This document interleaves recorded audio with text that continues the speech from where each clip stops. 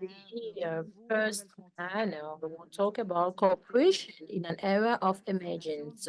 The new frontiers will continue from General Air's presentation. So, the security implications and the rising threat in the cyber information and AI domains, including the new frontier of space, beg for more governance, the design of new rules, maybe a new type of governance and a kind of cooperation that is becoming increasingly more challenging as interstate competition makes these issues matters of national interest and zero sum.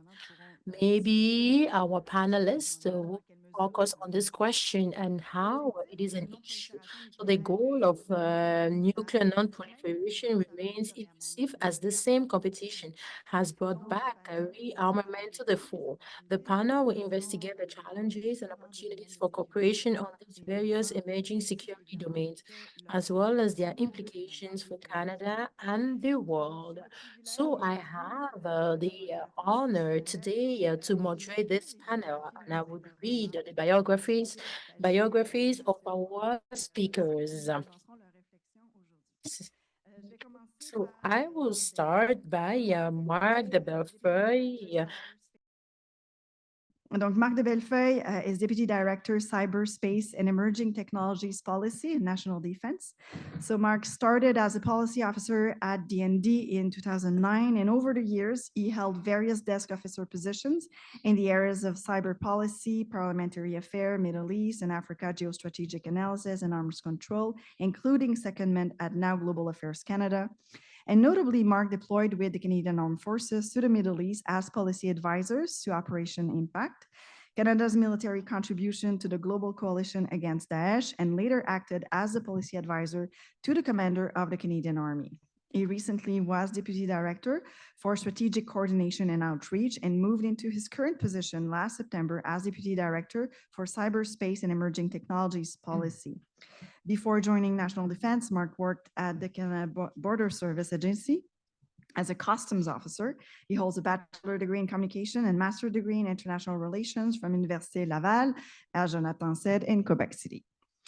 Alexander Lanoszka. Alexander Lanoszka is an assistant professor of international relations at the University of Waterloo. He studies alliance politics, theories of war, and European security. His first book, Atomic Assurance, The Alliance Politics of Nuclear Proliferation, was published by Cornell University Press 2018, and it examines the condition under which states that receive formal security commitments begin and sometimes stop seeking their own nuclear weapons. His second book, Military Alliance in the 21st century, published by Policy in 2022, offers a holistic overview of how alliances operate from their conception to their eventual demise. He has also co-written policy monograph on Baltic regional security and Taiwan's defense posture, as well as co-edited a volume on NATO's enhanced forward presence. We have as well with us Dr. Michael Manulek. So Michael Manulek is Assistant Professor of International Affairs, anchoring NIPSIA's Diplomacy and Foreign Policy Cluster. He received his bachelor's degree from the University of Toronto, his MA from Norman Paterson School of International Affairs at Carleton University, and earned a doctorate in philosophy and international relations from the University of Oxford. His research focuses on international organization, multilateral diplomacy, Canadian foreign policy, global environmental politics, and non-proliferation. He is the author of Change of Global Environment Politics, Temporal Focal Point, and the Reform of International Institutions, published by Cambridge University Press in 2022, winner of the International Studies Association's Chadwick Alger Prize in 2022 for the best book on international organization and multilateralism. As alumnus of the Government of Canada's Recruitment of Policy Leaders program, he served mainly within the DND. In government, he represented Canada in international proliferation security negotiations, supported the National Security Review of Foreign Investment, and composed cabinet documents within National Defense Cabinet Liaison Bureau. He is a fellow at the Beasley School of International Affairs at the University of Waterloo and at the Canadian Global Affairs Institute. He also serves as the external advisory board of the Canadian Foreign Service Institute, providing advice on Canada's diplomatic training priorities. And we have David Dubé. David Dubé is a PhD student in comparative politics at McGill University. His primary research interests are related to Central, Eastern European, and Eurasian political development, demographic backsliding, and its relationship with misinformation.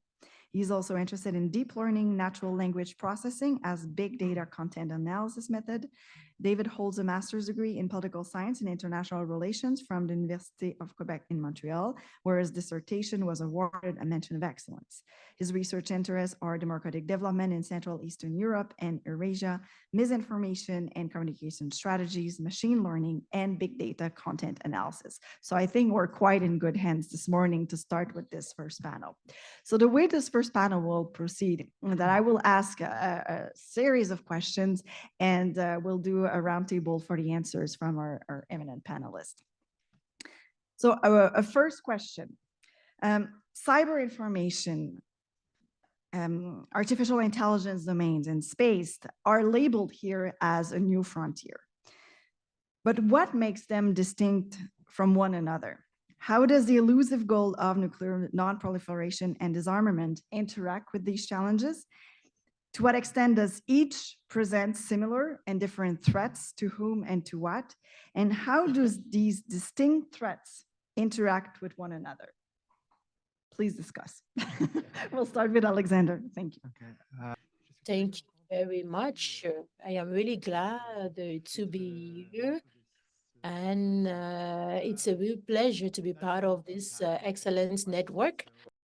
That's a lot to unpack in that particular question. So artificial intelligence, of course, is the ability of machines to perform tasks associated with human intelligence, perhaps even superior to human intelligence, involving machine learning, deep learning, and so forth, whereas cyber capabilities really relate to this system of interconnected internet protocol networks. They involve physical networks, the routers, the electromagnetic spectrum, the physical infrastructure that underpins the internet. There are, of course, logical networks. There are codes and rules that make up the software and the firmware. There are, of course, the persona layer that relate to the individuals that make up the cyberspace. Now, with respect to how artificial intelligence, space, and so forth might relate to issues of arms control, I think, therefore, we need to think about what arms control is, and arms control really relates to the coordination or the cooperation that countries might have with respect to armament policies. Some of the questions on the table do relate to disarmament. Disarmament may be a subset of arms control, but certainly not necessarily to be confused with arms control. In fact, disarmament could be detrimental to arms control. Disarmament, I think it's just more intuitively obvious. It just relates to the elimination or reduction of classes of weapon systems. But with respect to something like nuclear proliferation or non-proliferation, artificial intelligence and space capabilities might offer certain cross-cutting opportunities or challenges as regards to how to go about managing those particular weapons. Artificial intelligence might be useful for increasing the ability to detect untoward behavior, to penetrate particular networks, to get inside what adversarial systems that may exist, to understand what exactly they're doing. However, on the other hand, it does allow the defender to spoof, to engage in deception, and so forth. And so some political scientists working on arms control have argued that artificial intelligence is very much a mixed bag. It'll probably not really make arms control very likely as regards to the things we care about, especially with things like nuclear proliferation. Satellite technology, if we're going to talk about space, offers a little more promise, but really only insofar as the means for verification and monitoring are available to you unilaterally, almost irrespective of what the adversary does. You have the ability with satellites to monitor compliance, to verify their own behavior, and so forth in a manner that's unintrusive and does not actually require the formal cooperation of the adversary. So that could very well make arms control more likely, but these are, again, technical issues. Ultimately, arms control is a political issue and really does depend on the willingness of the actors involved to even negotiate, let alone to go about agreeing upon the modes of verification, monitoring, or even enforcement as that regard. And so considering the threat environment that we've been discussing earlier this morning, I'm very pessimistic about the opportunities of arms control, notwithstanding what sort of technological opportunities might come about as regards to artificial intelligence or even space capabilities. There's just no willingness in Russia, as we have seen. There have been flouting particular rules. They have violated what agreements they've already had signed. Most of those agreements are dead anyway. China has free ridden on what agreements were struck between the Soviet Union and the United States in the latter part of the Cold War, agreements that eventually did collapse in the 2010s. China has surged its capabilities in multiple domains, not least of which its missile systems. The United States is probably not going to agree to arms control agreements that would compromise any sort of advantage it might perceive to have, to the extent that it even has an advantage in this particular environment. Its nuclear arsenal is frankly outdated and is in need of modernization when China and Russia have already made efforts in that regard. So we can talk about the technology of cyber, of AI, and of satellites and how they might impact upon various dimensions of arms control agreements along the lines of what I mentioned earlier, but really the political willingness is just wholly absent at this point. With that gloomy outlook, I'll add on a little bit. I'm actually the optimist on the panel. Focusing on some of the nuclear weapons and then some of the interlinkages. Is the microphone? And some of the interlinkages to some of the emerging technologies that were discussed. And clearly we are seeing real challenges to strategic stability in the broader equation upon which our systems of deterrence, particularly in the nuclear space, exist.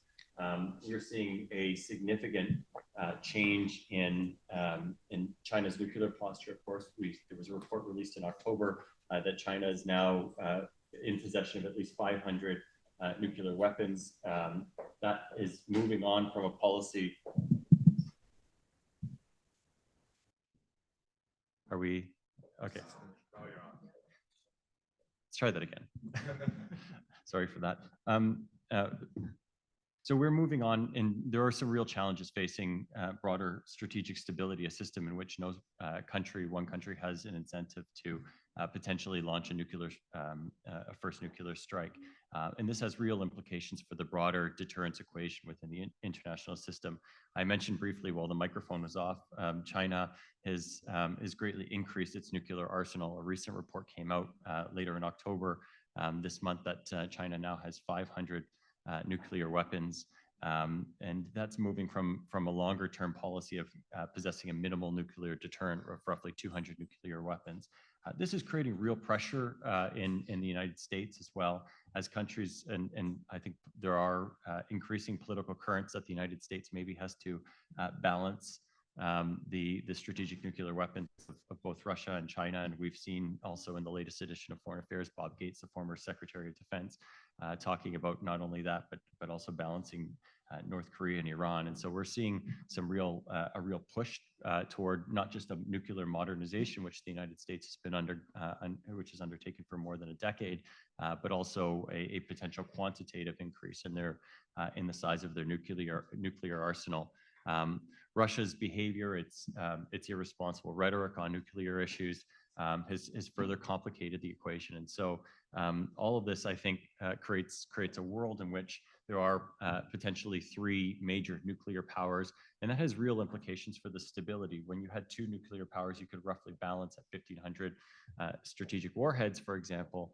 But in this case, with 3, and if you have to balance off 2, this creates a basic instability within the system that is very worrying. And so in this context, I share Alexander's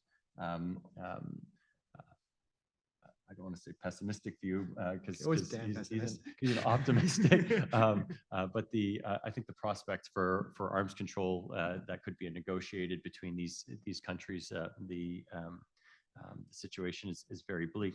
you add all this into some of the technological changes that we're going to be talking about, hypersonic weapons, which were mentioned briefly by the CDS, but also some of the implications of AI and cyber systems for the nuclear deterrent, the potential for artificial intelligence to begin to enter into the various stages of the decision-making process concerning nuclear weapons, including information, the possibility that this would greatly accelerate the need for decision-making in the nuclear space concerning the employment of those weapons. And all of this, I think, leads to real risks of miscalculation and the possibility of inadvertent use that are a real concern, just as threats to nuclear command, control, and communications are increasingly implicated by the possession of cyber capabilities, and so on. So there are some really worrying issues, and we have the potential for these issues of artificial intelligence, cyber systems, to increasingly interact with the broader system of deterrence upon which much of our collective our global security and stability has been based.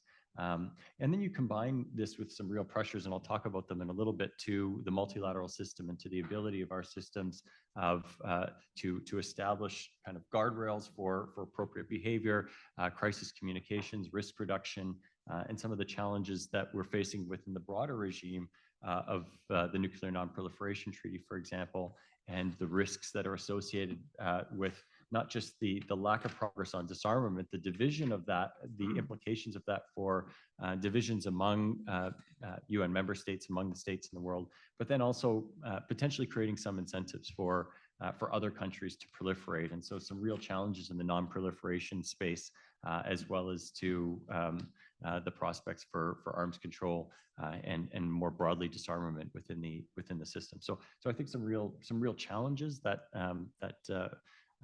are the types of things that maybe will keep General Eyre up at night, as he talked about. So I'll turn the floor over here.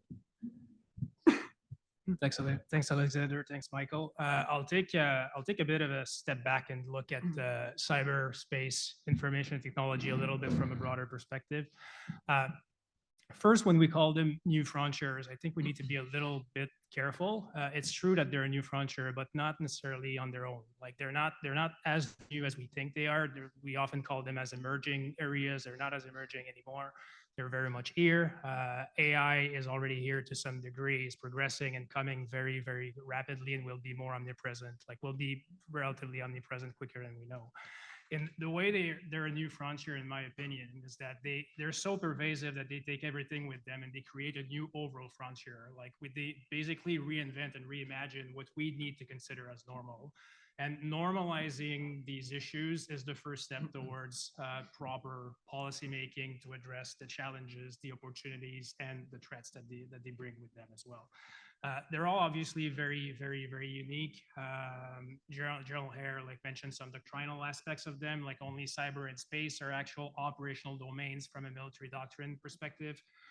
Information is sometimes seen as an operational domain, but it's more like a kind of stratosphere that transcends all those operational domains, in the sense that information operations can take place in any of the 5 operational domains. And technology can amplify all of those, can actually amplify the risks in every of these domains, but can also amplify defenses in every single of these domains. There are fascinating philosophical differences for all of them that I won't delve into as well. They have unique risks, unique threats they bring with them, very unique threats and risks, each to critical infrastructure, to essential systems. The cognitive risk is very real as well, like with disinformation that can actually take place through cyber and that can be amplified with AI.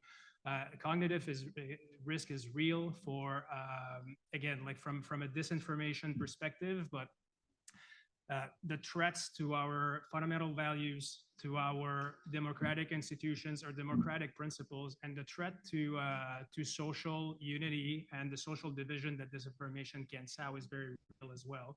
And below threshold was mentioned earlier, and they are very distinct. They're all very unique in the threats they bring, but the common implications they have are almost more interesting in terms of the threats.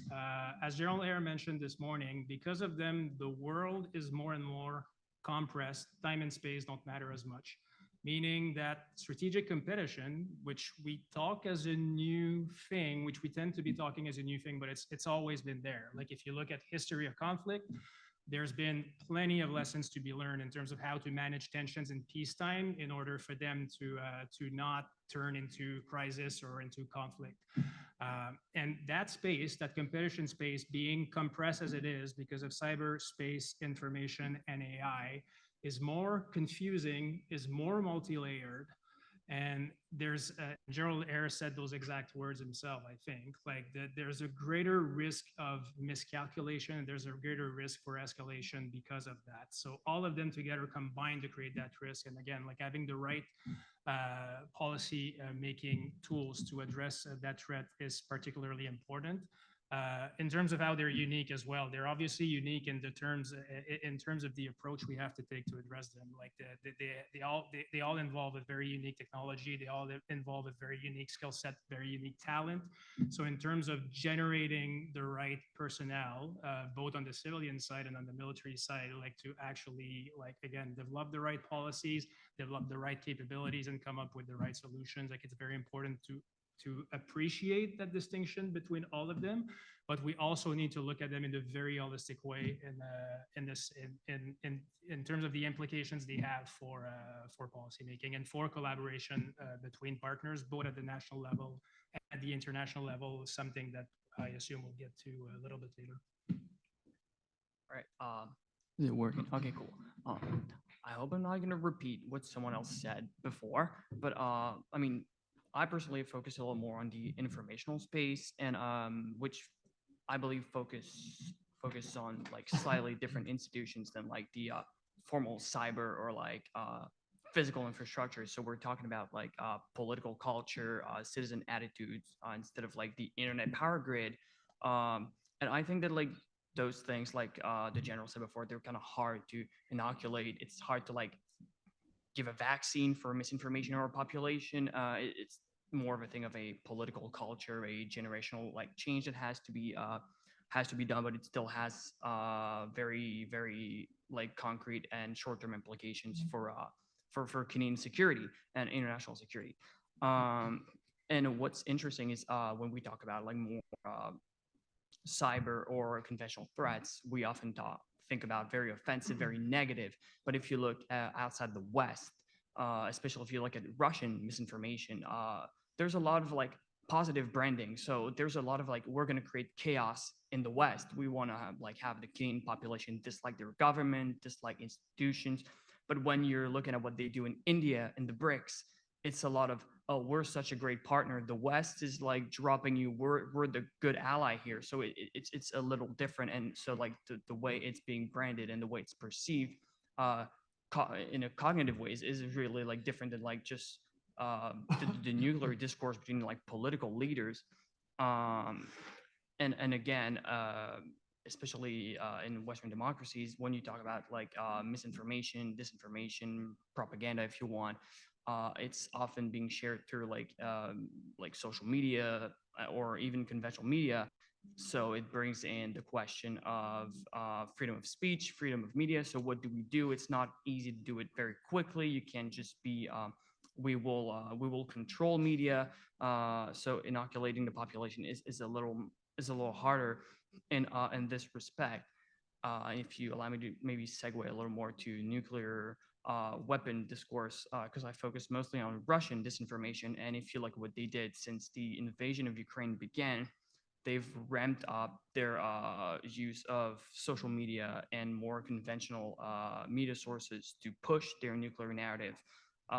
And they're painting the U.S. and Western partners like Canada as hypocrites and unwilling to cooperate in various nuclear weapon reduction, monitoring, or initiative programs. And they really use every possible situation.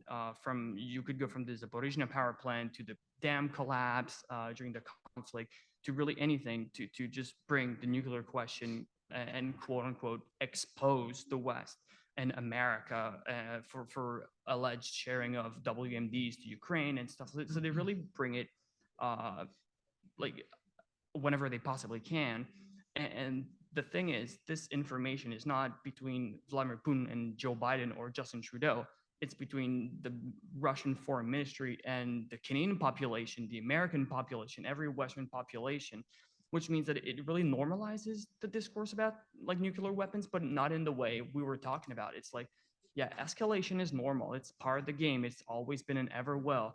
And it's just generally, it should be accepted that the West always tries to push Russia to the brim of nuclear escalation. And in reaction to that, we don't do a lot to normalize it in a way that benefits us. We don't inoculate population in advance. We always do, oh, here's fact checking, here's debunking of those myths, but then the bad is already done. So if they hate, if they dislike, even though you tell them it's not true, well, you know, the cognitive bad thing already happened. It's much harder to like bring these people back if they've normalized an improper discourse or behavior about, you know, nuclear escalation.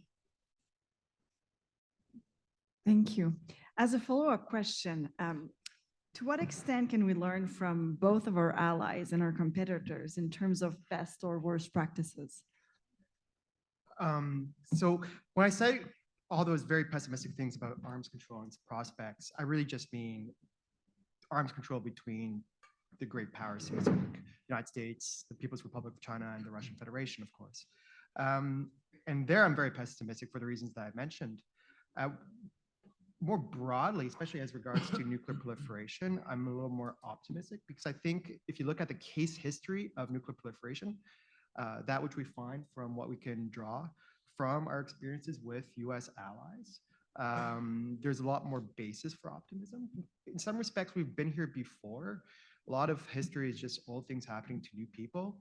And our current situation does strike us as very novel precisely because of all these emerging disruptive technologies. But again, considering the sweep of technological change since 1945, people have been here before. They've had to struggle with these same questions. The 1970s was very much the same. It looked like at that time, the United States was in decline. From that perspective, from Nixon's perspective at least, it was not a bipolar world, it was a multipolar world. There were new emerging technologies at that time too that seemed to suggest that more and more countries would proliferate. Indeed, some embarked on the path towards nuclear proliferation, but not that many. And those countries that did tried very lukewarmly, and they were somewhat susceptible to what coercion the United States could have brought to bear. They did embark in the first place precisely because they had some doubts as to their security guarantees. South Korea freaked out when Nixon pulled out 20,000 troops, for example, in 1970. But even so, US decision makers have now learned from those experiences. The institutions that had been in place in the 1970s became stronger, and US sanctioning efforts have become stronger as a result. And when those countries did spurn nuclear weapons, ultimately, even if their dalliance was never that strong to begin with, they really did so for reasons that have probably nothing to do with alliance politics or even much less external threat or the sense thereof. They did so because they just did not think nuclear weapons were appropriate for their own strategic situation. They might have lacked the strategic depth or the theory of how nuclear weapons would help.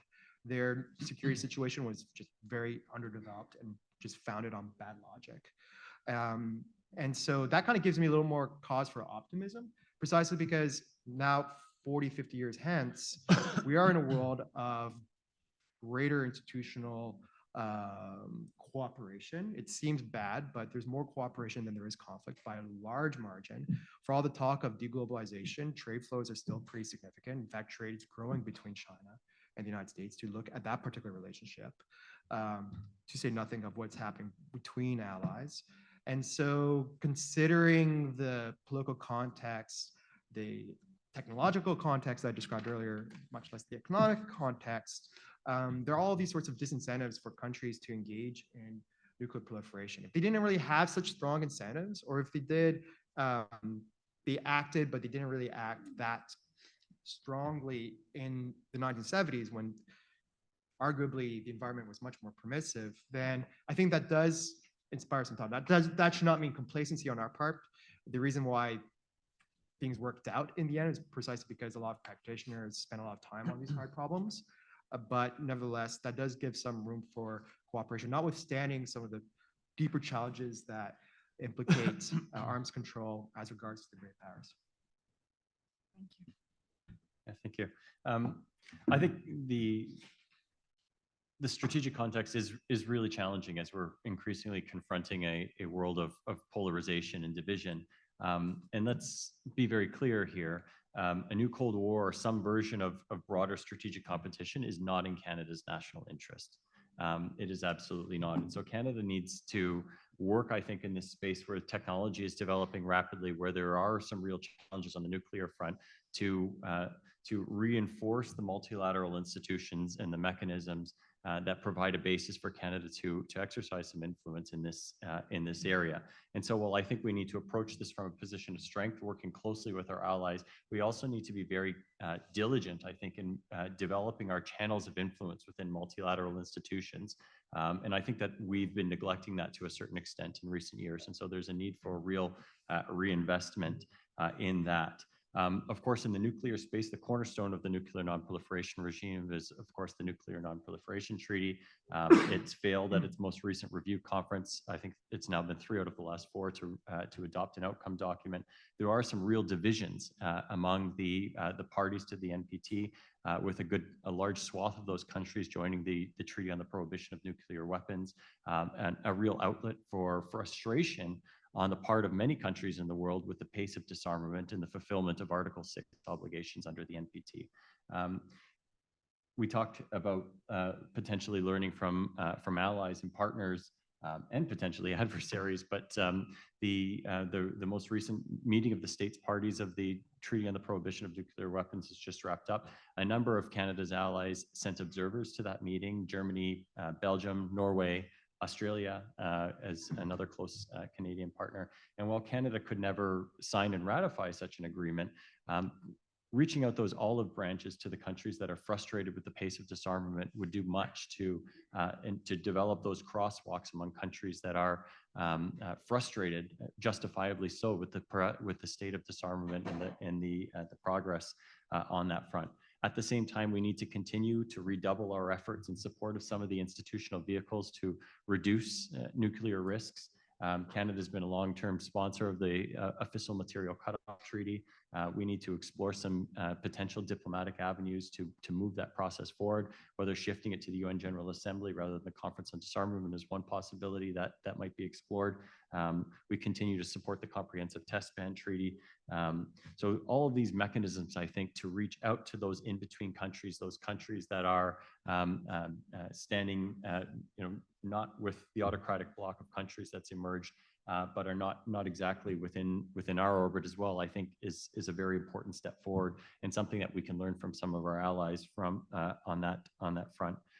At the same time, we can continue to work through some of the counter-proliferation mechanisms to try to stop the trafficking of materials that could facilitate the proliferation of weapons of mass destruction, particularly nuclear weapons. So we could be looking at continuing to augment our participation in the Proliferation Security Initiative.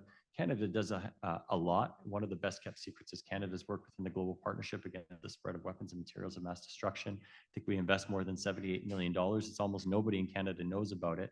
We had a conference just in October at NIPSIA in which the Undersecretary of State for Arms Control and International Security from the US State Department, Bonnie Jenkins, came, and she talked in glowing terms about Canada's role in this space. We need to continue to invest in that, shine a light on that, and play a really constructive role in this space that we can potentially, I think, engage to combat proliferation, develop those crosswalks diplomatically in United Nations fora, reinforce the NPT, including transparency and accountability mechanisms that are currently lacking within the NPT, and then advancing certain norms, I think, in terms of a ban on cyber operations against nuclear weapons and facilities, trying to push vital norms in this space, as well as to ensure humans are continue to be in the loop in terms of the employment of nuclear weapons vis-a-vis artificial intelligence, and the use of artificial intelligence at various stages of the decision process. I think this creates a series of risks, as I mentioned, and Canada could be at the forefront of pushing forward with these norms. In terms of lessons we can learn from our main adversaries and allies, there are many. David talked about the need of normalization, and I mentioned it earlier. The biggest lesson we can learn is concerning our capacity or non-capacity to normalize the implications, especially in Canada, especially in the new sectors like cyber, like space, like information technology or AI. We have a hard time having a dialogue, national dialogue in the political level with Canadians. So we maintain a certain ignorance about these issues. There's an appearance of ignorance. So that makes it that it's an environment where political environment is not very fertile, and we cannot develop politics that are this strategic that we need for these issues. So we also are not setting the table enough for international collaboration, and that our allies and competitors and do a lot. If we talk about our adversaries, of course, China, their totalitarian ways encourages what they're doing. But to encourage to gather the weapons, it comes with the system, gathering people, it comes with the system, but this is not an option for us. But we need to be honest about the fact that the playground is not the same. We need to find creative ways of maintaining our advantages, as well as advancing our ideas for democracy. Our allies, some of them are doing this better because they have a national culture that favors that. We can think about the Three Eyes, or the Australia, UK, and the USA. The USA and the UK, there's history, their global role that played into this role, and even Australia that in regional environment that is, and the Canadian experience and its history and its context is different, but we still need to find a way of going around that and to remove the issues of security and even the issues of technology, cyberspace, to have the type of policy that is credible, that is going to make it that our allies will take us seriously, and that we will succeed to have something against our competitors, because we need that to be able to have an approach of partnership, strategic partnership in the national way. General Eyre mentioned the need of approach that are all of nation, because all of government in terms of political development has been buzzword in the political area. It's insufficient right now, because we need to bring NGOs, think tanks, and especially the Canadians to think together about these issues. And also with cyberspace and technology and information in areas where the government doesn't have any control. We have been used to work in silos because this monopoly was natural, but we have to have a lot more creativity as to how we collaborate with all the actors of society to develop these policies. Especially, we have to do it in going forward. We can't just collaborate as the need comes by, because these partnerships needs to be organic and sustainable, because scenarios where these partnerships are going to be crucial, it's possible that the tensions at that time and the implications and consequences will be so great that it will be difficult to develop these strategies in us if we think about Ukraine and all those who are implicated in the conflicts, I can say that it was an easy decision. There were difficult things to decide, but the distinction between good and evil and the reality of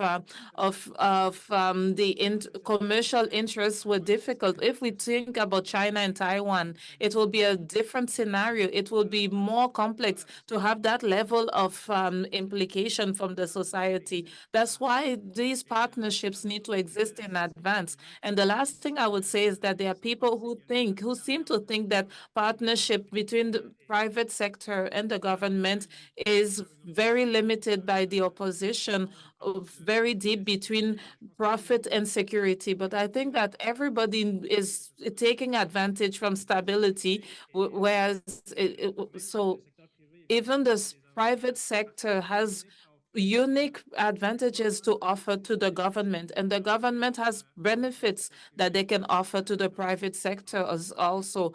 Let's talk about stability. The government is very well placed to apply instruments to serve power like diplomacy.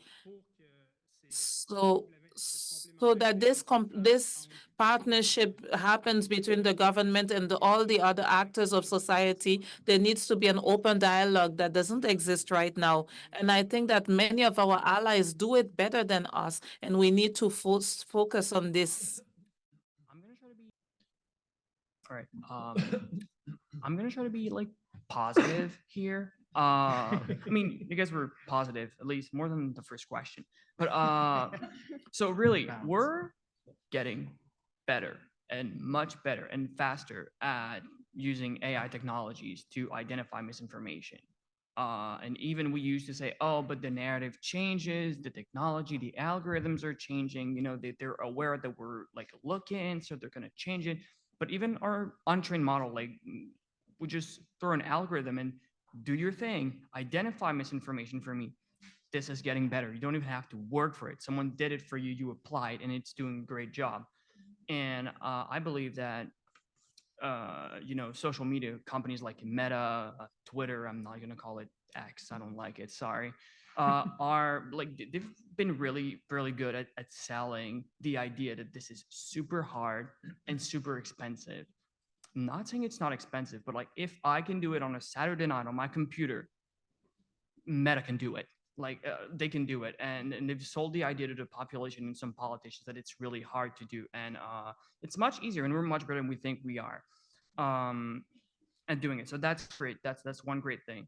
The problem is Canada's kind of between a rock and a hard place because we're not the EU. We don't have the power of the EU. We don't have like multiple countries together being like, we will have an AI policy for everyone, and here's a lot of millions of people saying, okay, this is what we do. And then there's the US, which is the land of the free. And so we're not gonna like, we're gonna let companies do whatever they want. We're not gonna like put some very harsh policies, or at least not as harsh as the EU, but like they have much more power. So Canada's kind of like in between. We're not in the EU. The Americans are not doing what necessarily we want to do. So what can we do? And we've seen it, I think, with the advertisement like bill for Facebook and stuff like that. Like we don't have as much bargaining power as the EU and the US. So if we start going with AI and it goes against what those social media platform and companies are doing, we will need more of ally backing up. And I think that like at least the EU has maybe a framework that's working a little better for Canada, the like total freedom of speech, freedom of press that the US is doing, at least as of right now. But just to reiterate, like we're doing much better than we think. So we should like keep pushing, at least like pressure the half-hearted like policies from the government, because we're doing much better than we think we do. Pour une Une dernière round de questions. J'aimerais justement continuer dans cette spécificité canadienne-là. Donc, Marc l'a mentionné qu'une des spécificités canadiennes, c'est probablement de l'ordre de l'ignorance. Mais est-ce que vous pourriez en dire plus? So, is there a Canadian specificity? To what extent Canada is distinct or not distinct in these spheres? And is there a distinctly Canadian role in preventing nuclear proliferation and advancing disarmament? I guess I'll begin again. Yes, of course. Canada is the second largest exporter of uranium. It's the third largest source of uranium worldwide. And so as such, it has a role to play in nuclear non-proliferation. That said, Canada suffers from being abundantly cautious in thinking about its place in international energy markets, much to, I think, the detriment of global stability, if I dare say. There are only about, 19 CANDU reactors right now worldwide. Now, once upon a time, there were a proliferation risk. India's peaceful nuclear explosion in 73, 74 was thanks to a CANDU reactor.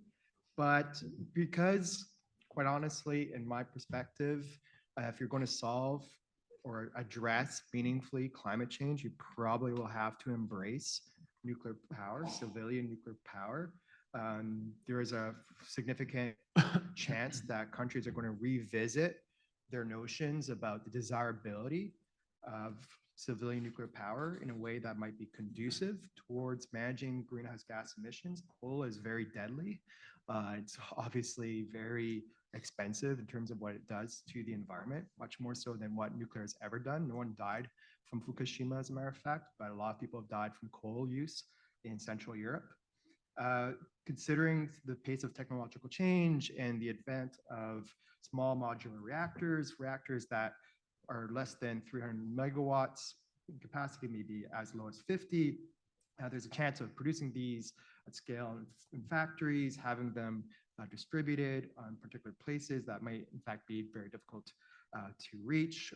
Otherwise, through various forms of energy infrastructure, this could be an opportunity for Canada to rekindle what role it used to have in international nuclear markets, precisely because there will be a need to fulfill energy demands as they have been growing all the same. Now, of course, there is a proliferation of risks associated with small modular reactors.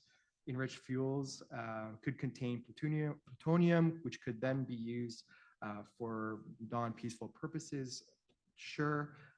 But those are risks that could be managed. There could be agreements struck about the use of these facilities, to say nothing of what would happen to the nuclear wastage that would result from their use. Canada could be very much involved, and Canada could probably play a role in that respect, rather than letting other actors who might not necessarily have the same sort of environmental standards or safety standards that we have play a role in the market. So I think we should probably take charge. There will be some risk, but guess what? The world is full of risk, and I don't think that's necessarily a bad thing. We should embrace it, and if we don't do it, someone else might, and that could be a bad thing. I think the lessons of the last 2 years is that energy infrastructure has been central to some key geopolitical developments. We're seeing this right now with respect to Venezuela. The Biden administration has chosen not to import Canadian energy, decided to go for Venezuelan energy, and now Venezuela looks to annex parts of Guyana next door. I'm not sure if that's an accident, but that correlation is at least there. So yeah, I would just leave it at that. Thank you.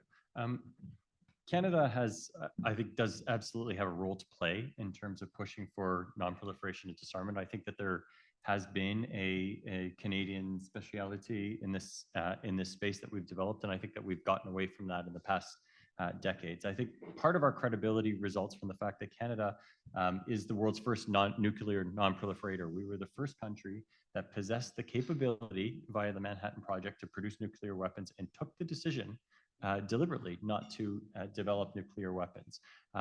We also had, since that time period, a technological advantage in providing technical solutions to these issues, and some of our nuclear engineers are really top notch. And so Canada has often played a role within many institutional contexts, providing the types of technical expertise that can facilitate progress on things like a fissile material cutoff treaty and monitoring monitoring nuclear tests.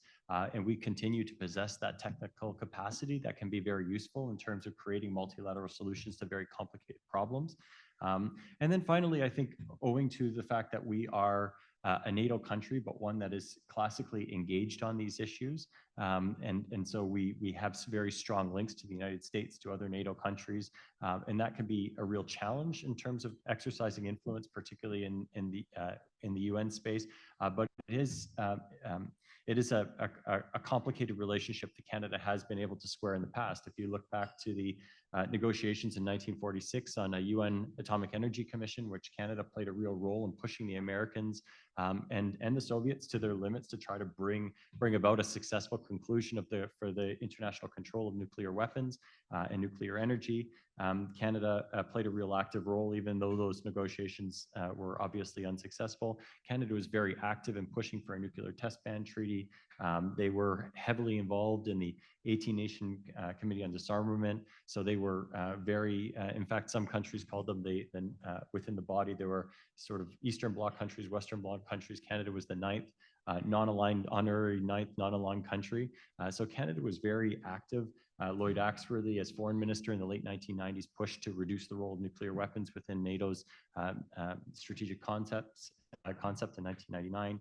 And so there has been a real active and consistent role that Canada has played in this, and I think it owes to our credibility in this space. I think we have gotten away from that a little bit. We've gotten away from developing the multilateral linkages and the credibility in this space that would allow us to play in that field. And I think that there's a real need to reinvest in that space, reinvest in the capacity for influence. For example, by appointing an ambassador for disarmament. We used to have a roving ambassador for disarmament similar to our current ambassador for climate change. We've now co-located that with our ambassador to the United Nations in Geneva. So which covers a much broader remit. So there's very little capacity in this regard. I think the department has also been underinvesting in some of the tools of diplomacy in this space. And so I think that there's an absolute need. And I think as Alexander was just mentioning, with the increasing resort to potential nuclear energy as a solution to climate change, I think that there could be a lot of nuclear, there could be a lot happening in this space. And so there's, I think, a real need for investment, imagination in Canadian diplomacy, and rediscovering our capacity to exercise influence in this place, because it is very much in Canada's national interest to do so. Yeah, I promise to be more positive this time. Canada does have something to offer, starting like at the operational and technical level. Like Canada, like if you talk about cyber, if you talk about space, especially if you talk about advanced technology and AI, there's a very, very strong, and actually, relatively speaking, more than people tend to think, there's an extremely strong research and development ecosystem in Canada, especially when talking about artificial intelligence. We have very, very strong hubs across the country. But again, for that, we do need the government needs to partner more strategically with the private sector. And what I mean by that is that we need to, there needs to be a clearer communication of priorities on both sides. There needs to be constant dialogue. And we, on the government side, we need to shift our mindset when talking about innovation from procurement to innovation, because procurement is not agile enough to innovate at the speed of relevance. So instead of like applying a like one size fits all like procurement approach that was designed for like platforms and that was almost like redesigned for Afghanistan, and the world has changed, as you well know, since then, we need to be more risk tolerant, and we need to be a little bit more agile to innovate instead of procuring all the time. Another place where we have very niche capability that could actually be applicable to the advanced technology realm is the fact that we have highly sought after, very unique expertise in terms of operating in the Arctic. And the Arctic has become very important strategic competition. Like, of course, Russia is an Arctic nation, but we see China taking more and more interest in the Arctic as well. So there's a lot of talk about how Canada is left behind or set aside to some degree. Like AUKUS, for example, has been brought up like as examples of like Canada like losing a little bit of its international standing, but there is niche expertise, niche capability that Canada can bring to the table to contribute to what strategic competition looks like now. At the more strategic level, like Canada is actually playing a pretty active role in terms of shaping what the international environment looks like, the strategic environment looks like for cyberspace information and advanced technology. Canada has been playing an active role in developing norms of responsible state behavior and for both cyberspace, for space, and clarifying these norms, even though some people might argue that it's not as maybe not as concrete as it should. It actually plays a very important role to clarify the rules of the road. It helps with confidence building, it helps with transparency, and it does help with deterrence. Like obviously many other factors come into play when talking about deterrence, but norms of responsible state behavior that leads to, when necessary, like publicly condemning, like for example, malicious cyber acts, and you see Canada and more countries coming together to make such attributions, and it has a real effect. Canada has also been playing an active role in advanced technology, especially artificial intelligence and autonomous systems, to promote appropriate human involvement in the development and employment of autonomous weapon systems. And it's also been very active in the responsible development and employment of artificial intelligence in the military domain, and that's definitely a key role that Canada should keep playing. But we also need to realize that even though all this is positive, like Canada cannot anymore take its international standing for granted. And again, like there's a dire need for concrete policies and concrete capabilities to be brought to the table. And as General Heyer mentioned this morning, we will need to make some hard choices. And like coming back to a point I made earlier, like again, I think we need to be better able to talk about these issues nationally. Again, like to make those the bolder decisions that we need to make. All right, let me start with why maybe Canada is not so different before going to like why we're different and maybe better. It was mentioned earlier in the Q&A that Canada sometimes is used as a proxy to send a message to the US and with misinformation, disinformation. It is sadly kind of very true. Even more with Russian disinformation, which is usually my research focus. That being said, let's be a little positive and like, which means if we're not different, it means everybody in the Western crew gets the same thing.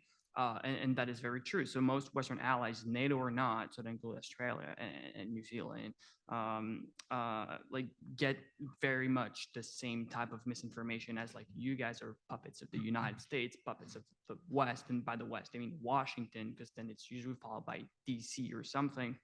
And really only France and Britain gets a preferential treatment. That's like, you guys are relevant enough for us to brand new messages, but the rest, you guys are just little Americans.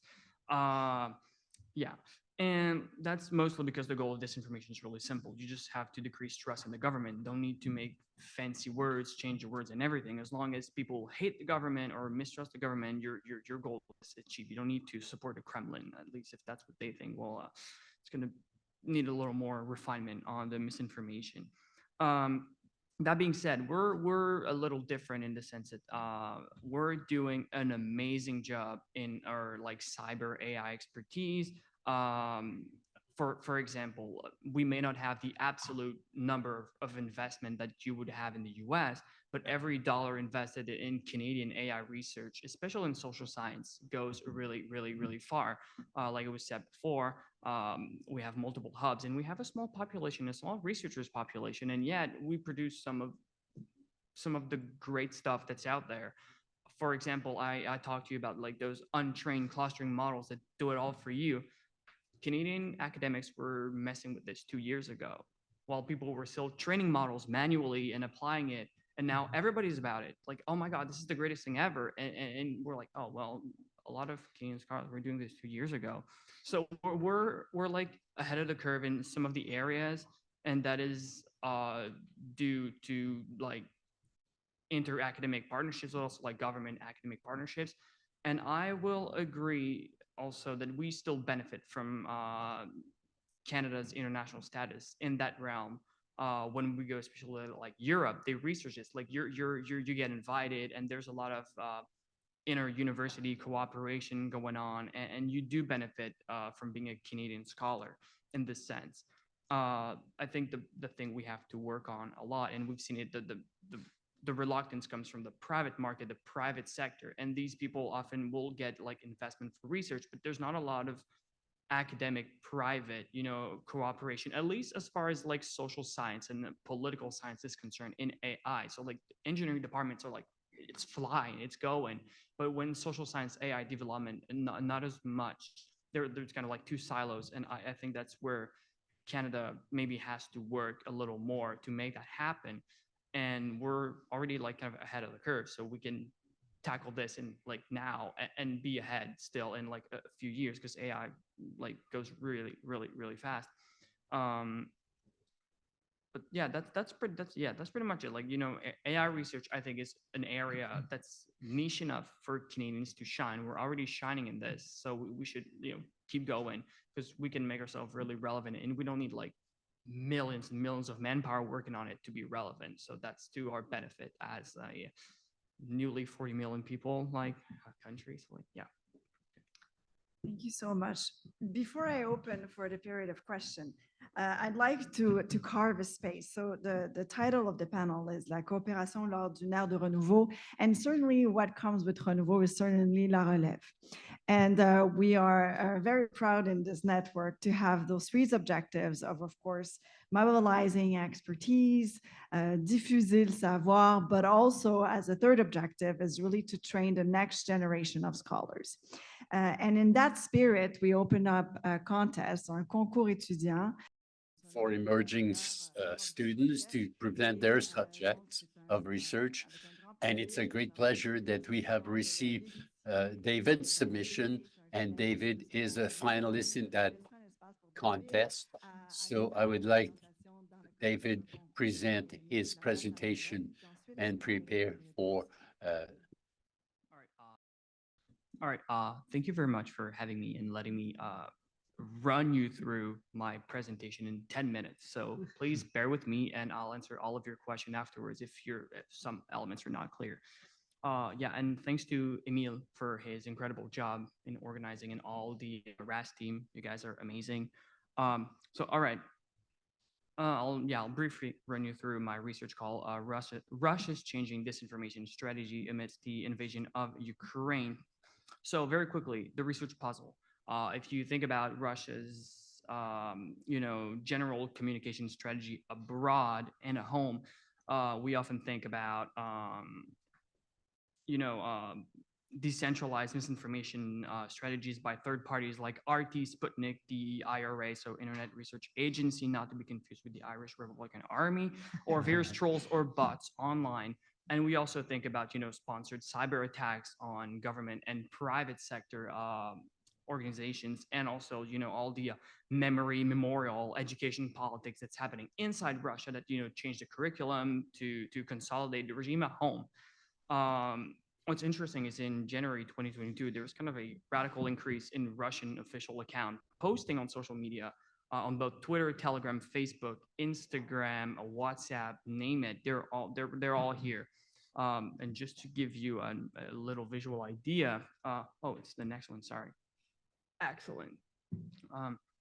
So yeah, skip again. There we go. So you can visually assess the increase. This is from 2017 to July 2023. Yeah, and it's the monthly number of posts of Russian embassy channels on Telegram. This only shows 4, but I've collected like 120, so it just explodes. Anyway, this is a list of 5 out of 120, but like you can see the increase, and this led led us to very broad research questions. So since we first sought to see if there was a significant change or a substantive change in Russian propaganda dissemination strategies since they began their invasion of Ukraine, and then, well, if there is, what may be, shaping this framing of narrative. So what did we find? Well, first, far from being random, as often assumed, it's like they attempt to influence the information landscape by structuring their communication according to very key strategic objectives. So it's really structured, it's strategic, and it's very centralized around the Kremlin. So it's not some random information being posted by an embassy. It's like, no, there's a message, make it go through the way we want it, and it has to be very coherent and at the same time. So yeah, spoiler alert, there's change. So very briefly, I'll run you through the interest action framework. So this is how we identified the narratives. So it's really built to classify Russian narrative structuring. It's based on Alfred Friedman's research, and it divides Russia's objective into 3 sets that are linked to its national interest or political objectives. So authoritarian consolidation at home and re-imperialization, or in the quote unquote near abroad. And the objectives are linked. The first is the strategic. So they're really linked to the global world order and Russia's wish to set itself as a leading figure in the non-Western world. It really seeks to discredit NATO, the EU, the US. So it's the classical stuff we all know. And the operational objectives are related to Russia's ongoing operations or conflict. So at the moment would be the invasion of Ukraine. And they really seek to discredit Kyiv and its allies to disrupt support for Ukraine, but also support for the West. So it all leads back to their national interests and then to the strategic goals. And then there's the tactical objectives, which are linked to a target country's political issues and will generally target, contentious issues and to increase polarization and conflicts at home. There we go. So really, if you want a TLDR, a take home, a takeaway, re-imperialize a home, authoritarian consolidation, and control the wartime or international narrative. So it's really make Russia great again. And how do you achieve this? Chaos in the West and friendship with the rest. That's really, if you want to tell your grandparents what I said in a TLDR, that's pretty much it. Okay, so very briefly, because I'm a fan of research design, but I know it's not everybody's cup of tea. So the data collection, very briefly, we initially collected posts from Russia embassies on Telegram because Twitter is expensive and Meta will not share their data from January 2022 until September 2023 for initially 5 countries. So Canada, the US, the UK, France, and India. This was around 50,000 messages for only those 5. And now have over 120 countries. So all of the West, all of the BRICS, and a bunch of the rest of the world. And we use a transfer learning language processing model to analyze this data set using few-shot learning. So I did manually code 500 of those messages in French, English, and Russian, which is 90% of the languages used in those posts. And then you train it and you ask it to identify the disinformation in the rest of the data, and it did. So it divides the message into the 3, strategic, operational, and tactical that I showed you earlier. And if you're interested in the accuracy, well, the accuracy score is 82% for strategic and 85% for operational and tactical. So that's for the accuracy if you're interested. So here's a graph. So those all the 3 narratives. So the strategic is in red, the operational is in blue, and the tactical is in green. So from January 2022 to July 2023, on this one, you see that the posting really explodes as the invasion goes, and it did not appear like this out of the blue. It's not like everybody woke up hey, I should start posting tomorrow. It shows that this was planned. This was strategically developed and branded by the Kremlin, because this is only official accounts. So this is embassy accounts led by the diplomats. It's not the average Russian citizen on their website. Yeah, and if you were on the little platform, you could hover over the little peaks, and they really correlate very well with important events. So the first peak in blue is when the sanctions started to hit, so the SWIFT ban, and then the other peak when it goes down is the Bucha massacre. The big a red peak in the middle is the UN General Assembly that starts, and it's strategic, so it's global order type of post. In between, you like before that, the little peaks are the grain deal when Turkey was intervening with Russia. Afterwards, you can look at the little peaks. It's when Zaporizhzhia station had the nuclear issues, so the contentious issue between the US and are you giving WMDs to Ukraine? And then the bigger peaks at the end are when there was the dam collapse, and before that is when the ICC released an arrest order for Vladimir Putin, and he was going to go to China. So this is a way to assess whether it's doing a good job at identifying disinformation or not. And if we had more time, I could show you some extracts. They're amazing. The things they say, you wouldn't believe. So yeah, that's an idea, to give you an idea. And if you look at Canada, you see a similar trend. So it starts with operational, very Ukraine linked, and then it paves the way for strategic global order type of messaging. So as Ukraine loses salience in Western media, they kind of change the way they brand their messages to adapt to the audience, which also shows that if I showed you all the countries, you would see a similar trend. So Canada is not so different, which means that we can collaborate with our allies more if we receive the same thing. So that's the positive in this. And if you want to look at word trees, I like them. Not everybody does, but I do. So this is for strategic. You can look. The most used word is international, states, foreign, country, safety. There's США, which is the US, and Russian. So the lexicon of the words they use fits our framework, fits what we expected them to say in those words. And then if you look at the operational one, which is linked to Ukraine, it's also military forces, armed regime, defense, Donetsk Republic, the type of words they use during the what they call the special military operation. So during the invasion, which fits again what we would expect. And then if you want to look at the tactical, let's start with США. So let's start with the US. That is because most countries do not really get targeted with those. It's mostly in the US. So when you talk about the US doing quote unquote bad things inside the US, it's picked up as tactical, as domestic politics. That is just why. Anyway, I'm running out of time. So yeah, you really the invasion of Ukraine kind of pushed Russia into developing a structured, centralized, and strategic foreign propaganda strategy. And now they're using their whole diplomatic apparatus and also the previously used non-traditional actors to be part of these operations. They really depict the Western allies, us, as enemies of the world order, and they really we still have little information about how this is going to impact misinformation, susceptible and vulnerable populations, because with only weird RT and Sputnik disinformation, we got things like the Freedom Convoy in Ottawa on January 6th, and now the whole diplomatic apparatus coming in, and we haven't really figured out what they were doing before and how to tackle it, and now we have all of this. So many implications and not so great stuff coming our way, but at least now we know it's here, I guess. So thank you very much for your time, for giving me 10 minutes and 38 seconds to present. If you have any questions, please feel free to either send me an email or catch me around the room. Thank you. Thank you so much, David.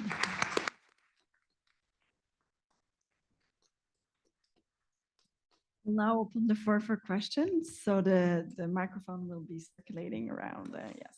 So if you want to introduce yourself, of course, and then ask the question.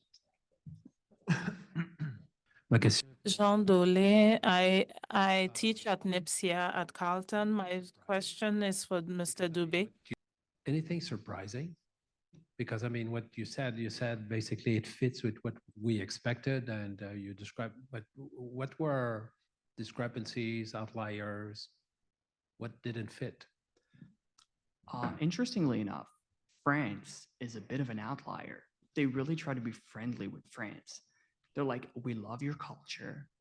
were celebrating Napoleon and Catherine the Great, and they're really odd. It's like you would expect that they're like super negative, and then like it's like red negative. We hate everybody in the West, but then it's like Francis is kind of great, and we expected them to be maybe toning down their discourse with Britain because like half of London or central London's like it's the second unofficial language is Russian.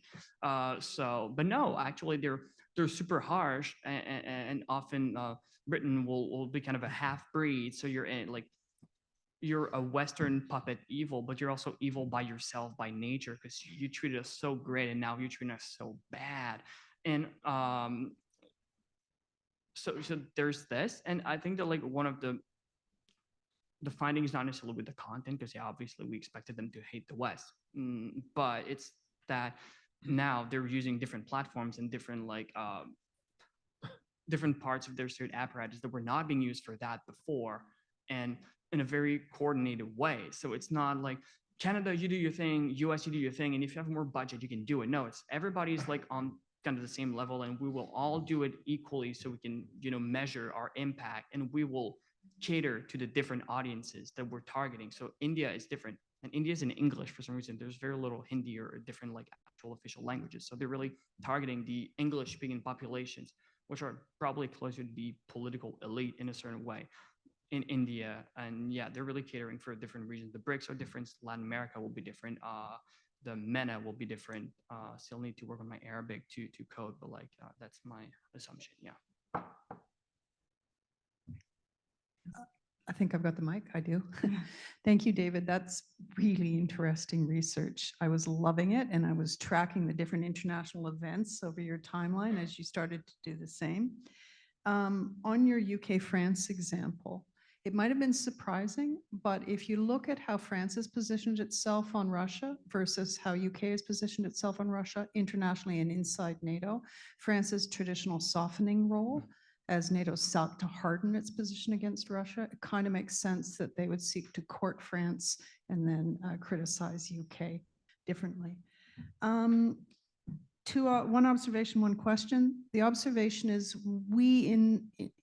those of us worrying about international security from inside NATO capitals, post-2014, we saw instinctively some of this happening, but we weren't measuring it as well. But we were measuring at least thematic messages. And it was interesting to look at some of those constant themes. You can do a gender analysis of some of the strategic language too. It's anti-West, but it's quite, it's quite marked. You can see the gendered language used in the Russian propaganda. But it'd be interesting to take your analysis and your data and wrap it back to 2014 and see what it showed. So my question for you, and I couldn't figure out on your timeline when the spike started, can we use this kind of data as early warning? We were all surprised when the full-scale invasion happened. Should we have been? Was it evident prior to? Yeah, I mean, oh, it's gone. Yeah, but it really like starts like 2 days before. So it's like it's really hard to preempt because they probably know we're gonna look at it. So like they're not that stupid. But yeah, I wish we could, but like it really like starts speaking like 2 or 3 days before. So there's little we could have done this. Yeah.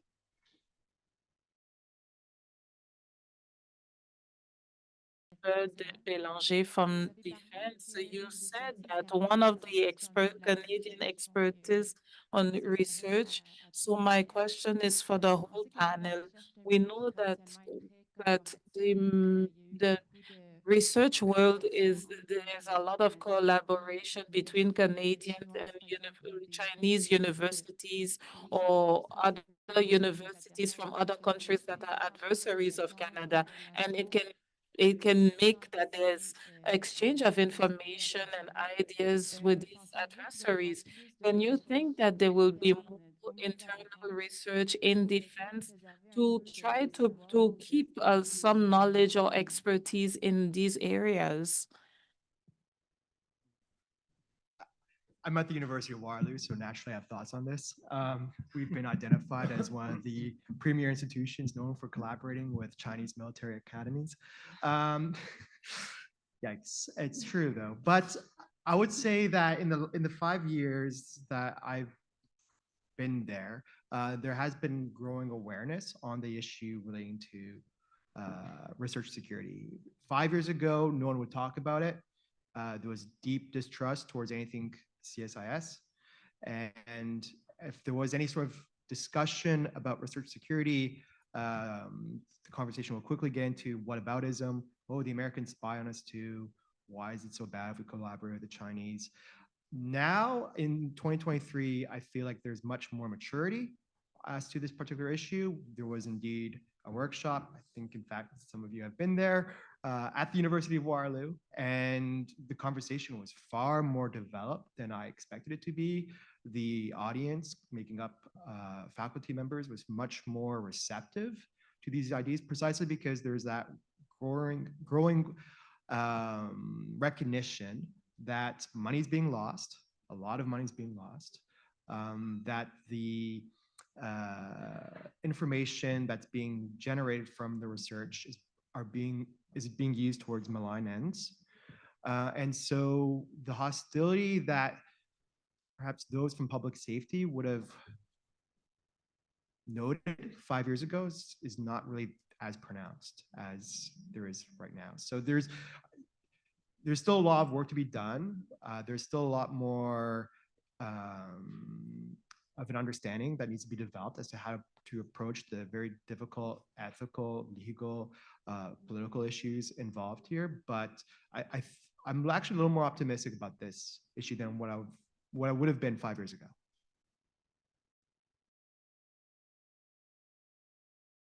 I think that we talked a lot of this morning about competition between nations being a threat, but I believe that we see competition as something that is normal. It is normal that nations seek to try to advance their national interests and that they try to make their prosperity go forward. In that we try to cooperate with as much as nations as we can. It's normal to compete in certain areas, and it is important that countries of the international community be open and transparent, and that can help the building of a trust and a better transparency. But what I want to say is that it is a balance that needs to be done, and the link between nations and at the level of population is crucial in order to normalize this competition. We need to be open to as much as cooperation between, for instance, universities, including adversaries. But we need to keep our eyes open for the protection of intellectual property and national security. It is a continual balancing act that we need to have judgment to know when does go above the other. There's no perfect answer to your question, but I need to say that even if I coming from defense, I would be looking at the defense security. I believe that we need to promote and open the most doors to cooperation, and we need to avoid to be too paranoid about the security question. Department of Defense. My question is for the four of you. Thank you for this discussion. We talked about Canada's specificities, and one of its particular specificities is that we are not the USA, and that enables us to have conversations with other countries without bringing all the historical baggage behind. But I was thinking about strategies in emerging technology and cybersecurity, even in the areas of Indo-Pacific. Is there still an area for diplomatic talks, or have we gone beyond that? There are blocuses that are forming. Is there still room to go and seek countries that are not aligned, or is it too late for that? and that we should be thinking about the next step. Thank you.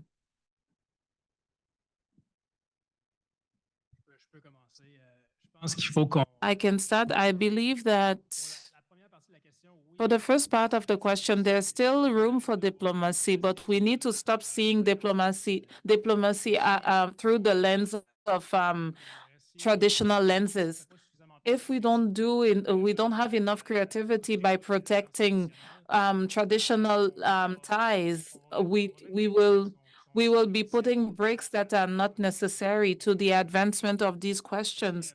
Like, for instance, if we look at if there are partnerships less traditional, like focus, is it good for Canada and our parents to be aside from that partnership? But it shows that we need to be agile as we do diplomacy. I believe that it is to Canada to adapt to this. Of course, there's a lot of work that is being done, but we need to look at international relationships more. I don't work enough in French to have the words in mind. So we need to have a more multi-layered way than what is done right now. In regarding non-allied countries, we have a tendency, unfortunately, in the West to present issues in ways that are where we are trying to bring countries in one side, and a lot of times these countries are not ready to make choices that go into absolutism.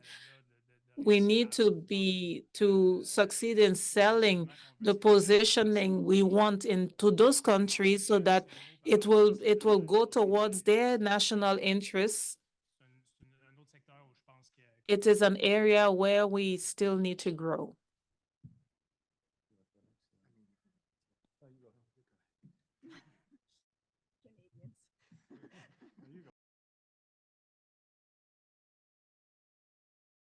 So I'll just put my cards on the table. So before even seeking out non-traditional partnerships, I think there's still a lot of consolidation with what we have already. We have underinvested in defense. That means that our capabilities have been stretched. We are very much present in Latvia, but we are going to have tremendous difficulties upgrading a battalion-sized battle group to a brigade-sized battle group. There are a number of capabilities that battle group needs that recent budgets do not seem to portend as having anytime soon. And so I'd be wary of trying to expand our diplomatic portfolio when we have a lot of work to be done with what we have already.